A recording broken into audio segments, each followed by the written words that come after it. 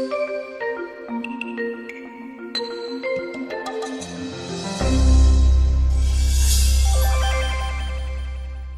I'm Terry Kolath. I'm here today with Professor Adrian Kehr. We're talking about his first class in the Summer Academy.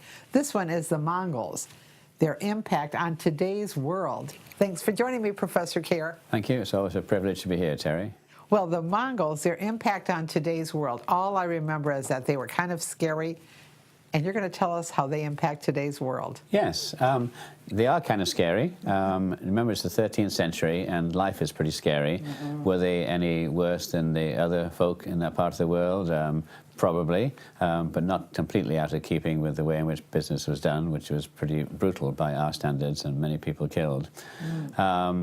Genghis Khan, of course, was the great leader of the Mongols, and he managed to do something which was never done before or since, which is get a bunch of warring tribes to actually focus on one leader, the great Khan, Genghis Khan, and with that huge support militarily of these great horse-riding warriors, he was able to sweep through the east and the west, and he created the world's largest contiguous empire.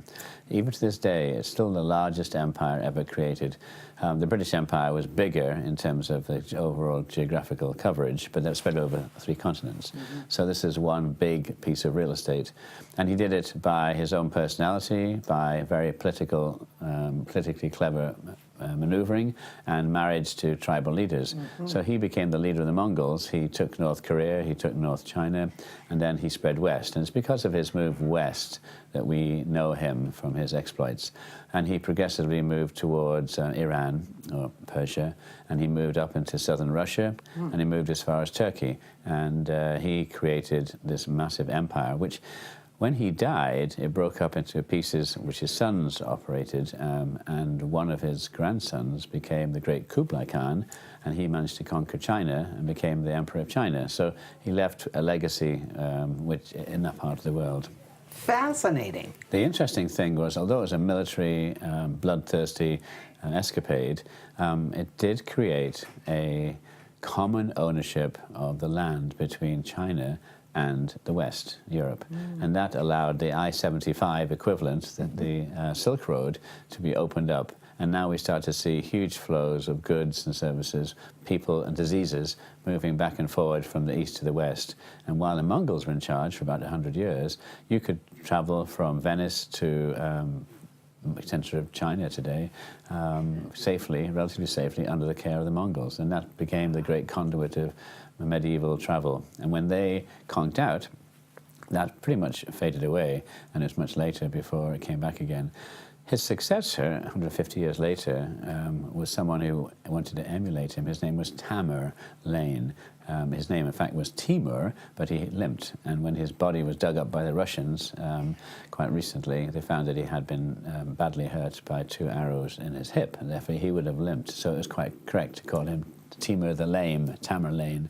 And he emerged out of Uzbekistan today, and he tried to reproduce what Genghis did.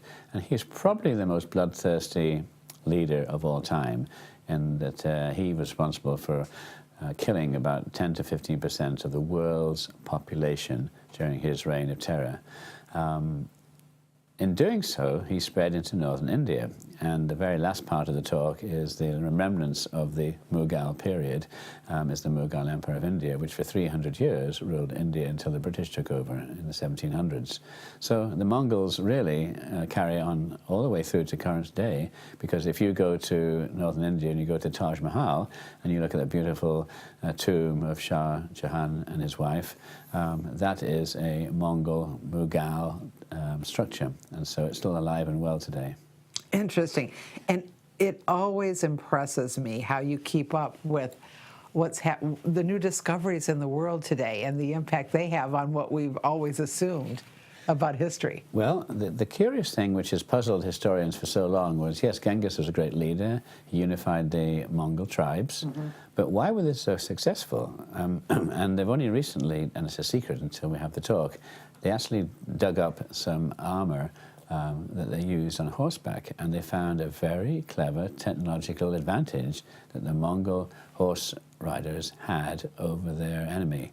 And we'll talk about that at the talk.